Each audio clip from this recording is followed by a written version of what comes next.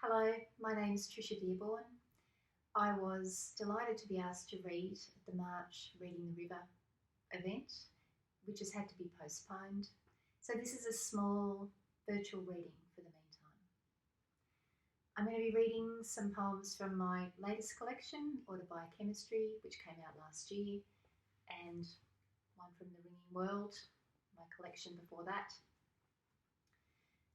Because we're in the middle of a pandemic, and particularly because of the strategy of social distancing, I thought that I would focus on poems that are to do with being human, difficulties in being human, and human connection. So I'm going to start with a poem from the sequence that gave this book its name. It's a mainly autobiographical sequence, but each poem is linked to an element of the periodic table. I have a background in chemistry. I have a degree in chemistry/biochemistry. And from the moment I encountered/discovered chemistry, I have been fascinated by the chemical elements. So I'm going to read you the first one in the sequence, which is called Hydrogen.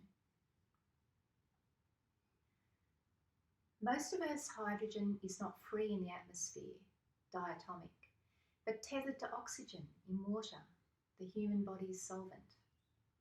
Conceived in oozing warmth, we grow in a sealed-off sea. Once born, we require regular watering. In the name of homeostasis, our bodies regularly wring us out. Besieged by infant need, surprised by sorrow, laughter, eros, we brim, we drip.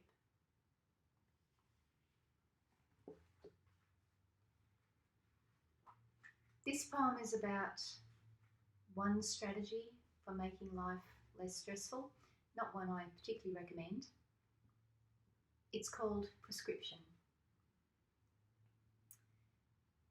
The gentle haze sleep hunger wraps around the events of the following day can be just what the doctor ordered.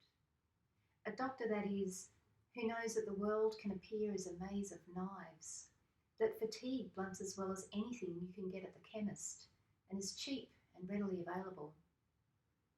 It's worth putting up with bloodshot eyes, a metallic taste in the mouth, and a slight loss of balance for what extreme tiredness can do for you. Create a featherbed for the nerves, lull you out of a false sense of emergency. Use insomnia responsibly. Don't operate any heavy machinery. If you're obliged to go to work or to school, think of it as a note from your mother, excusing you from perfection.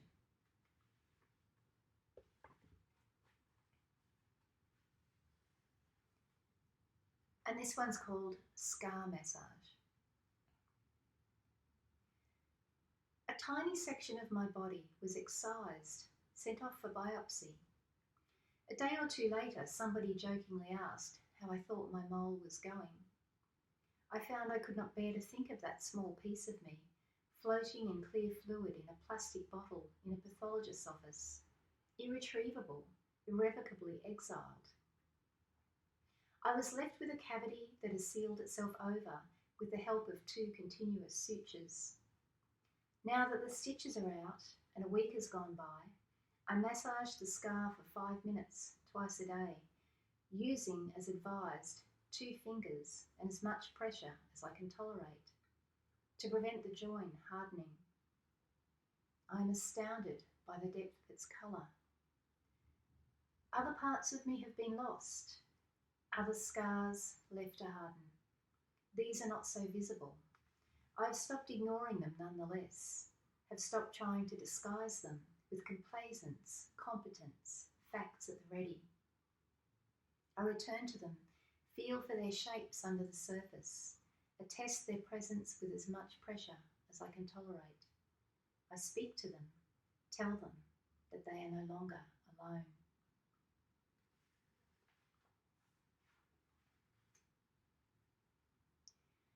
This next poem is from a sequence in the book called Virginia Woolf's Memoirs, which is about the life of Virginia Woolf, mainly as seen through her relationships. This one is about Vita West, with whom she had an affair in the 20s. Each poem begins with a little epigraph taken from writing of Virginia Woolf. So this one is called Vita, and the epigraph is taken from Woolf's diary, 21st of December 1925. She shines in the grocer's shop in Sevenoaks with a candlelit radiance, stalking on legs like beech trees, pink glowing, grape clustered, pearl hung. Vita roused in you what Leonard did not. Thrillingly aristocratic, a ship in full sail, sitting on your floor in her velvet jacket as you knotted her pearls. When she threatened to drive to Monk's house late, throw gravel at your window and spend the night, you telegraphed, "Come then." She was what you had never been, a real woman, controlling silver, servants, chow dogs. But you saw what was missing, that thing that didn't vibrate at the core. The ardour you could not supply, she swiftly sought in other lovers. The legacy of your affair, enduring friendship, memories of those nights you did not write about.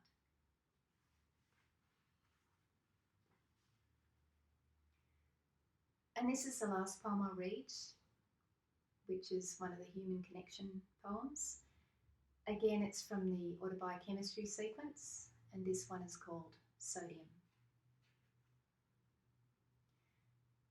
A metal so light it floats, a metal you can cut with a knife, a metal never found free in nature. When a shaving is pared away, sodium's cut surface shines glorious silver, but tarnishes in seconds, that incredible lustre transformed to the dull grey of sodium oxides. Heated in air, sodium burns with a brilliant golden yellow flame. Tossed into water, it explodes. Neat sodium must be swaddled in a non-reactive substance, stored under kerosene, under oil. I wanted to be the pure metal, solely myself, self-sufficient, swaddled in the safety of needing no one.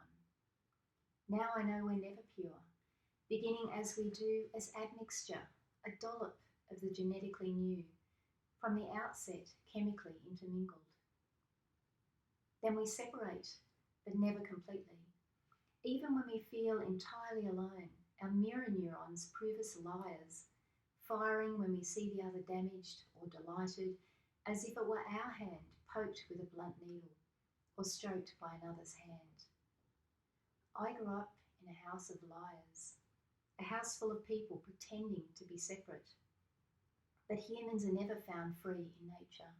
It's how we're designed. Connection as vital as oxygen.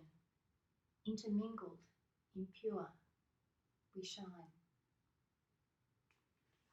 Thank you, and stay safe.